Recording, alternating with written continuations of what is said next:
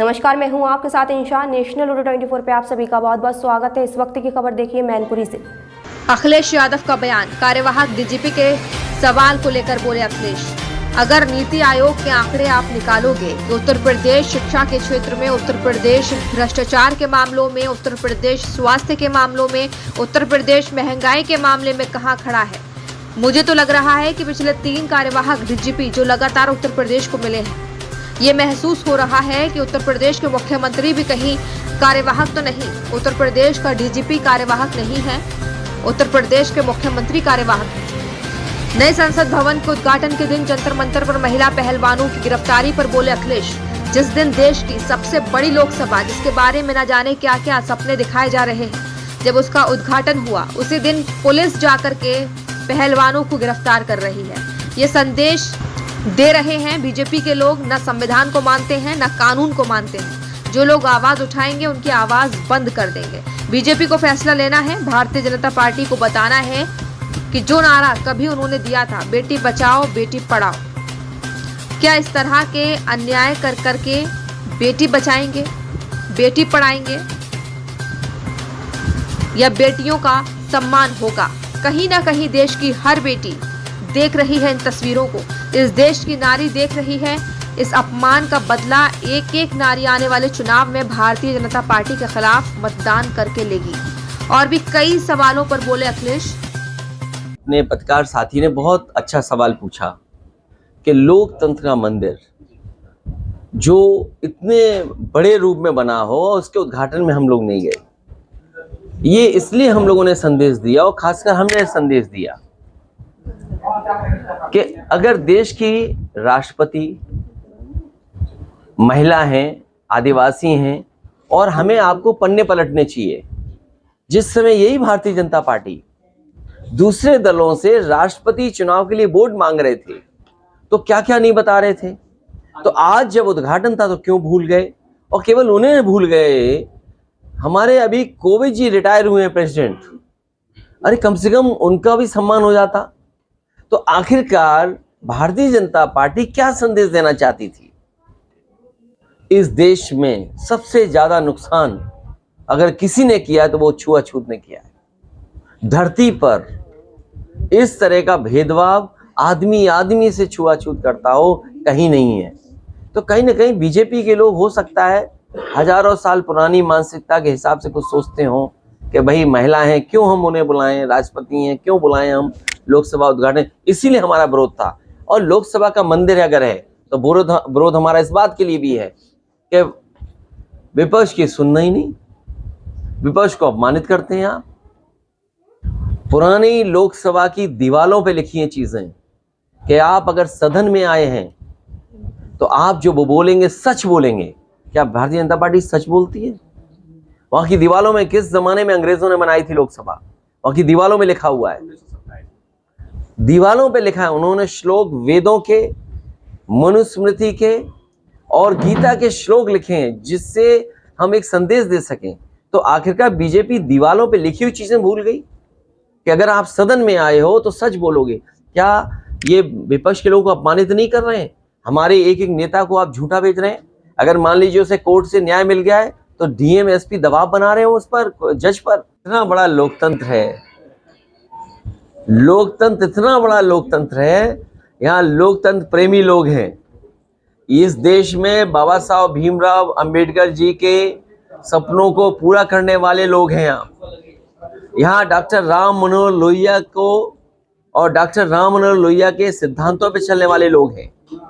इस देश के लोगों को पता है आज़ादी कोई ऐसे ही नहीं मिली। इस आज़ादी के लिए, इस लोकतंत्र के लिए, अपने कानून के लिए लोगों ने कुर्बानियां दी हैं। कोई लोकतंत्र ऐसे नहीं बदल देगा कि हर चीज बदल दे। 24 में बदलाव होगा, 24 में भारतीय जनता पार्टी का सफाया होगा।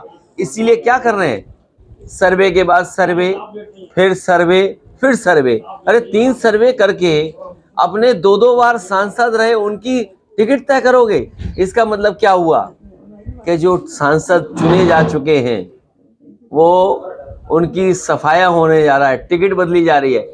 चिंता का विषय सर्वे नहीं है। जनता को चिंता का विषय और आपके लिए चिंता का विषय ये होना चाहिए खबर ये होनी चाहिए कि 3 सर्वे के बाद भी वो 2-2 बार के सांसद टिकट नहीं बचा पाएंगे। भारतीय जनता पार्टी जिस तरीके से पहले कश्मीर फाइल, उसके बाद केरला फाइल और अब फिर सावरकर के ऊपर जो फिल्म आ रही है, क्या लगता है कि भविष्य की राजनीति फिल्में? अब मुझे नहीं पता किस चैनल के आप पत्रकार हैं, मुझे नहीं पता किस पत्रकार चैनल के पत्रकार हैं। अरे मैं तो आपसे कहूँगा, जिस भी आप क्रांतिकारी या महापुरुष का नाम लो, जिसको भी बीजेपी जिस रूप में देखती हो, अरे सच्चाई तो जानो। अगर सच्चाई जानोगे, अगर सच्चाई के साथ कोई फिल्म आए तो अच्छी बात है। आप केवल अपने स्वार्थ के लिए, जनता को गुमराह करने के लिए फिल्में बनाएं तो ये जनता और देश के लिए धोखा है। हम तो कहेंगे, अब मुझे नहीं पता कि आप कितने पढ़े लिखे होंगे, मेरी जानकारी नहीं है कि कितना पढ़े लिखे होंगे, इतिहास के बारे में कितना जानते होंगे। हम तो यही आपसे पूछेंगे, अगर ये सवाल पूछते हो कि जो जिनका नाम ले रहे हो आप, वो किस समुद्र में तैरे थे, बता दो हमें बस। हम आपके हर सवाल का जवाब दे देंगे। मैं चाहता हूँ हमारे पत्रकार भाई, हम बुद्धिजीवी और पढ़ा लिखा मानते हैं आपको, वो किस समुद्र में तैरे थे बता दो हमें। अरे भाई तुम भी क्या फेल हो गया? 10वें के बाद 12वें करना जा रहे हो? नहीं, 12वें के बाद 10वां करने जा रहे हो। तुम भी 46 में 56 वाले तो नहीं हो? नहीं, आप बताओ। एक मिनट, पूरा सवाल का जवाब। सजा सुनाई गई, लगातार वहां से माफी के लिए मांग कर रहे थे। हाँ, ये ठीक बात। सावरकर माफ कर रहे थे और महात्मा गांधी से भी कहा था, लेकिन क्या रहा उस समय? इतिहास हर व्यक्ति अपने हिसाब से नहीं पेश करता है। इतिहास कभी नहीं बदला जा सकता। इतिहास नहीं बदला जाता, लेकिन राजनीतिक पार्टियां हैं वो टोल मरोड़ के पेश करती हैं। हाँ, ये मैं सहमत हूँ आपसे। मैं इसीलिए अपने बुद्धिजीवी पत्रकार साथी से कह रहा था कि ये जरा समुद्र भी बता देना, किस समुद्र में तैर के गए थे। इस लोग के घर भोजन किया, कैसे देखते हैं इसको? पता नहीं घर खाना बांध के तो नहीं ले गए थे या पहले से बताया हुआ ये बना के रखना। यकीन से मुझे इस बात का यकीन है, इस बात, ये जो खाना खाने का सिलसिला है, हम भी खाते हैं, सब लोग खाते हैं। आज इनके यहाँ घर खाया मैंने, कहीं और भी खाते हैं हम लोग। मुझे ये लगता है ये बीजेपी के लोग जाते हैं खाना खाने, पहले बताते हैं हम क्या क्या खाएंगे। हाँ, वो हमारी इंटरनल समस्या है, उसका समाधान कुछ कर दिया, कुछ हो जाएगा। और ये समस्या ऐसी होती है, कई बार कोई बात हो गई तो उसमें माफी और आम सहमति बनके खत्म हो जाता है।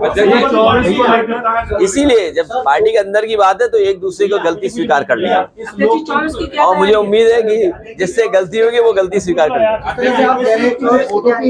मतलब लूट कर रहे हैं बीजेपी वाले, क्या चीज? बीजेपी के लोग वोटों की लूट करते हैं, डकैती कर लेते हैं। लूट छोटी बात, क्या डकैती कर रहे हैं? देखिए आपको, देखिए जो हमारे किन्नर भाइयों ने संदेश दिया है, और बीजेपी चाहती है कि न्याय आप हाथ में ले लें, लेकिन हम अपने लोगों से कहेंगे न्याय हाथ में ना लें, न्याय के लिए आगे ना आए। किन्नर भाइयों ने जो करके दिखाया है, उससे बड़ा संदेश कुछ नहीं हो सकता। पूरी के जो ब्यूरोक्रेसी में लगे हुए अधिकारी हैं, उन्होंने बहुत जबरदस्त काम किया है। क्या देखिए, ये बात समझने की है, और केवल एक दल नहीं, अगर उत्तर प्रदेश की आप जानकारी करेंगे तो आपको जगह जगह से ये जानकारी हासिल होगी कि सरकार ने और खासकर भारतीय जनता पार्टी ने अधिकारियों के माध्यम से परिणाम बदले हैं। और सबसे बड़ा उदाहरण तो चंदौली का है, जहां पर किन्नर समाज का जो प्रत्याशी था वो जीत गया, लेकिन पता नहीं किसके दबाव में उसका परिणाम बदला गया। जब नाराजगी हुई, और नाराजगी किस हद तक गई वो आपने सब तस्वीरें देखी हैं, और उसके बाद जब उन्हें न्याय की उम्मीद खत्म हो गई तो उन्होंने खुद हाथ में डंडा लेकर के और किस तरीके से प्रशासन और पुलिस को दौड़ाया, और उसके बाद परिणाम आप जानते हो कि प्रशासन को उनके पक्ष में परिणाम करना पड़ा। अगर चंदौली में किन्नर समाज लड़कर के अपना परिणाम बदल सकता है, ये बीजेपी चाहती है कि हर व्यक्ति न्याय के लिए सड़क पर आ जाए, हर व्यक्ति न्याय के लिए सड़क पे आ जाए। इसीलिए अधिकारी जानबूझ करके अन्याय कर रहे हैं और भारतीय जनता पार्टी अन्याय करा रही है। और वो दिन दूर नहीं जब अन्याय के खिलाफ लोग खड़े होकर के इनके खिलाफ मतदान करेंगे और ये सरकार को स्वीकार करना पड़ेगा कि उन्होंने बेईमानी की है, बेईमानी से ही रिजल्ट बदले हैं। एमएलसी चुनाव में आपने जो अपने प्रत्याशी उतारे, उनका कहना है कि पहले से पता था कि करारी हार होगी, उसके बाद भी दलित और ओबीसी कैंडिडेट उतार कर उनको क्या साबित करना चाहा? इनकी मानसिकता ही पहले से ऐसी रही है। ऐसा सवाल हार जीत का नहीं होता है, सवाल सिद्धांत का है। कम से कम सिद्धांत के लिए लड़ना पड़ेगा। अगर भारतीय जनता पार्टी पिछड़े दलितों का अधिकार छीन रही है, और जिन नेता के बारे में आप कह रहे हैं, मैंने इस बात को कहा कि लैटरल एंट्री हो रही है, उसके बारे में ये दल क्या कहेंगे? आउटसोर्स व्यवस्था के बारे में ये दल क्या कहेंगे? लगातार प्राइवेटाइजेशन हो रहा है, उसके बारे में ये क्या कहेंगे? क्या बीजेपी लैटरल एंट्री के बारे में कुछ कहेंगे? या जिस दल के बारे में आप कह रहे हो, क्या बाबा साहब भीमराव अम्बेडकर जी का आंदोलन, उनका सपना, मान्यवर काशीराम जी का सपना, क्या लैटरल एंट्री से पूरा होगा? क्या आउटसोर्स से पूरा होगा? क्या प्राइवेटाइजेशन से पूरा होगा? अरे जब नौकरी नहीं बचेंगी सरकारी, फिर क्या मिलेगा नौकरी और रोजगार? राहुल गांधी ने विदेश में बयान दिया कि मुसलमानों पर अत्याचार हो रहा है, ऐसे ही देश में सिख, ईसाई और बाकी धर्म के लोग भी महसूस कर रहे होंगे। नहीं, हम लोगों ने तो बचपन से जो पढ़ा है, हिंदू मुस्लिम सिख ईसाई सब है भाई भाई, यही पढ़ा हमने और यही मिलकर के रहे हैं। अभी लगातार क्या है ब्रजभूषण के मामले में, जहां दिल्ली पुलिस लगातार पहलवानों पे अत्याचार कर रही है, गिरफ्तारी नहीं कर पा रही है, और यहाँ तक हो गया कि एथलेटिक्स जो हमारे हैं, वो देश के सम्मान है, वो उठा के गंगा में प्रभावित कर रहे हैं। आप गलत सवाल पूछ रहे हो। सवाल आपका ये होना चाहिए कि जिस दिन देश की सबसे बड़ी लोकसभा, जिसके बारे में न जाने क्या क्या सपने दिखाए जा रहे हैं, कि उसका उद्घाटन हुआ, उसी दिन पुलिस जाकर के पहलवानों को गिरफ्तार कर रही है। ये संदेश दे रहे बीजेपी के लोग कि हम न संविधान को मानते हैं, न कानून को मानते हैं। जो लोग आवाज उठाएंगे उनकी आवाज बंद कर देंगे। बीजेपी को अब फैसला लेना है, भारतीय जनता पार्टी को बताना है कि जो नारा कभी उन्होंने दिया था, बेटी बचाओ बेटी पढ़ाओ, क्या इस तरह अन्याय कर करके बेटी बचेंगी, बेटी पढ़ेंगी, या बेटियों का सम्मान होगा? और कहीं ना कहीं देश की हर बेटी देख रही है इन तस्वीरों को, तो क्या लगता है इस देश की नारी देख रही है।